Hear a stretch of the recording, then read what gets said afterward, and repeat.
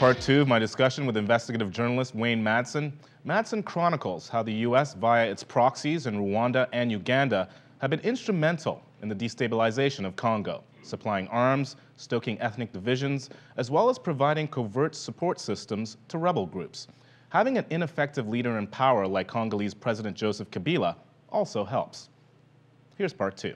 Kabila is a very young president. He's undergone elections in Congo. He did win. He's not the strongest leader, but the powers that be do not want necessarily a strong leader in the Congolese capital of Kinshasa. A strong leader might try to unify the country, and that goes against everything both the Clinton administration and the Bush administration, and unfortunately it looks like the Obama administration, especially with the appearance of the Africa Command, which looks like Obama will keep in place, this new U.S. military command for Africa. It looks like Kabila is really going to be under a lot of pressure from people like Nkunda. Ethnicity is very much a part of this, but the ethnicity is being stoked, of course, by the U.S. allowing its client, Kagame, provide all kinds of weaponry to Nkunda to keep the civil war going. It's the weapons, the introduction of weapons from the outside that stoke these inter-ethnic conflicts. And there has been, since the United States basically helped assassinate Patrice Lumumba 4 days before John F. Kennedy became president in 1961, there's been a strong effort to keep Congo as destabilized as possible. Patrice Lumumba, who was a true Congolese nationalist, who looked very much ready to unite that country, except the United States called him a communist, and he became an assassination target, and in this case, a successful one.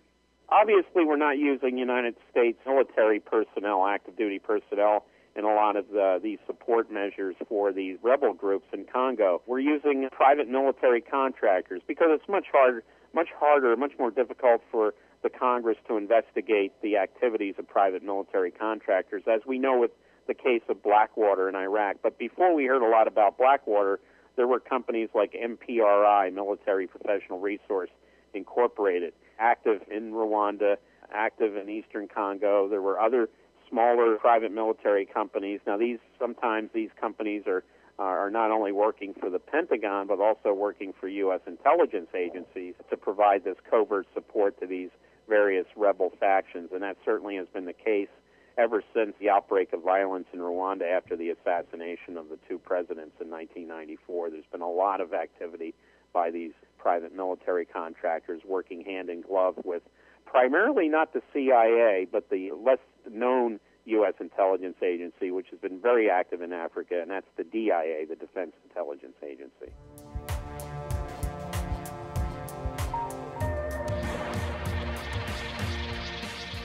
There are times when reality just asserts itself, in spite of the haze created by television news and entertainment. Sometimes crisis rips a tear in the fabric of myth and propaganda. Now a profound economic crisis has ripped asunder the American dream itself. Millions of people losing jobs and homes. They lack proper health care and any real sense of security. Since 2001, workers' wages have fallen or remained stagnant, even though worker productivity has risen almost 33%. By 2006, the top 1% of households were receiving 23% of all pre-tax income, more than double what it was in the 1970s. It's the greatest concentration of income since 1928. As unemployment rises, we need to know why this crisis is happening and what we can do to defend ourselves. Why are wages so low? Why is the society so laden with debt? Is it in ordinary Americans' interest to have $1 trillion military budget to project power across the globe? Corporate television news won't ask these questions, let alone try to find answers. Only a truly independent news network can tackle these questions with courage and with ordinary people's interests in mind. We need a news network that's independent of corporations, governments, and political parties. We need the real news. But there won't be a real news network unless we raise substantial funds right away. The current financial crisis has hit our funding hard. Together, we do have the power to turn it around. There are already hundreds of thousands of people watching the real news every month. If everyone pitches in, we can build an internet and cable television network that will change the face of media forever. You can organize house parties, talk to friends at school and at work, send email blasts and spread the word. Distribute this video to everyone you know. Pick up the phone and call a few friends and suggest they visit therealnews.com. Invest just 10 minutes a day to ask friends and colleagues to join the campaign to create a truly independent source of internet and television news. Together, we can build this network. Just 50,000 people at $10 a month gets us to our first level of sustainability.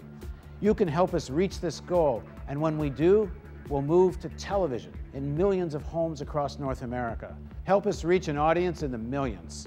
Please contribute generously. Spread the word. Let's make the Real News television network a reality.